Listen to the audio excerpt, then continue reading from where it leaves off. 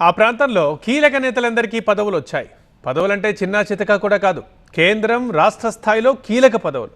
కూటమి నాయకులు పదవులను ఎంజాయ్ చేస్తుంటే ఒక్క ప్రధాన నాయకుడికి మాత్రం ఏ పదవి కట్టబెట్టలేదు జనసేన అధిష్టానం. 2 జిల్లాల పార్టీ బాటలు చూస్తున్న ఆ నాయకుడికి పదవి ఎందుకు రాలేదన్నదే ఇప్పుడు హాట్ టాపిక్. ఇంతకీ ఎవరా నాయకుడు, ఏంటా కథ?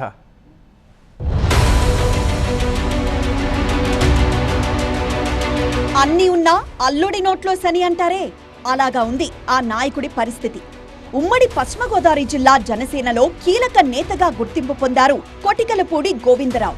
ప్రస్తుతం ఆయన ఏలూరు, పశ్చిమ గోదావరి జిల్లాల జనసేన పార్టీ అధ్యక్షుడిగా ఉన్నారు. ఉమ్మడి పశ్చిమ గోదావరి జిల్లాలో పార్టీ బలోపేతానికి కృషి చేసిన గోవిందరావు గతంలో టీడీపీ నుంచి భీమవరం మున్సిపల్ చైర్మన్ గా కూడా పనిచేశారు. 2019 ఎన్నికలకి ముందు భీమవరం మున్సిపల్ చైర్మన్ పదవికి రాజీనామా చేసి జనసేనలో చేరారు. గ్రామ, మండల, పట్టణ, నియోజకవర్గ స్థాయి కమిటీలు వేసి జనసేన బలోపేతానికి కృషి చేశారు.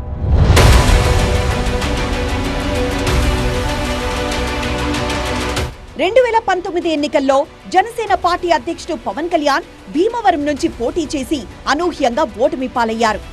అప్పట్లో బాధ్యతలన్నీ గోవిందరావు చూసుకున్నారు.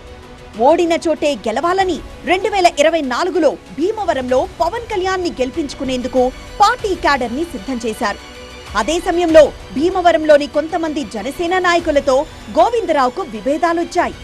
మాజీ ఎమ్మెల్యే గ్రంథి శ్రీనివాస్తో సన్నిహితంగా ఉంటున్నాడని ఆయనపై ప్రచారం జరిగింది. పార్టీలో ఈ అంతర్గత విభేదాలతోనే పవన్ మళ్లీ భీమవరంలో పోటీ చేయలేదంటున్నారు.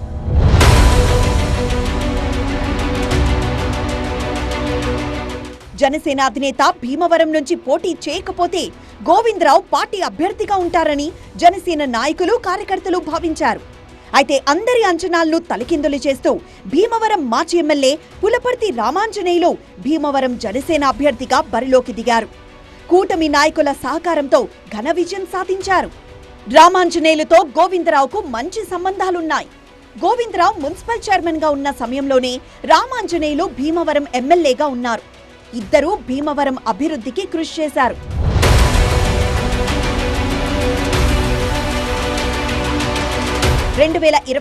లో కూటమి విజయం సాధించిన తర్వాత భీమవరం నేతలు పదవులు దక్కించుకున్నారు. MLA Pulaparthi Ramanjaneyulu PAC chairman అయ్యారు. నర్సాపురం ఎంపీగా ఎన్నికైన భీమవరానికి చెందిన భూపతిరాజు శ్రీనివాస్ వర్మ కేంద్ర ఉక్కు, భారీ పరిశ్రమల శాఖ సహాయ మంత్రిగా ఉన్నారు.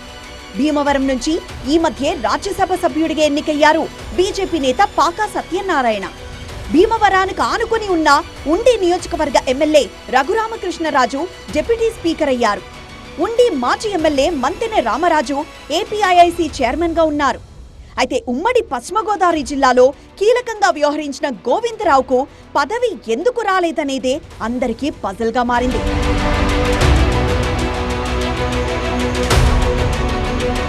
ఉమ్మడి పశ్చిమ గోదావరి జిల్లాలో పార్టీకి పెద్ద దిక్కుగా ఉన్న గోవిందరావుకు జనసేన అధినేత ఎమ్మెల్సీ పదవిని కట్టబెడతారని అంతా భావించారు.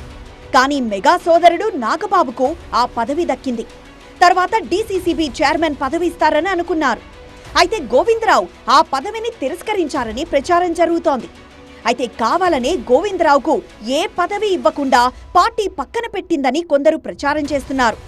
గోవిందరావు గట్టి ప్రయత్నం చేయడం లేదా, లేదంటే పార్టీనే ఆయన విషయంలో ఆసక్తిగా లేదా అనేది పశ్చిమ గోదావరి జనసేన శ్రేణుల్లో చర్చనీయాంశమైంది.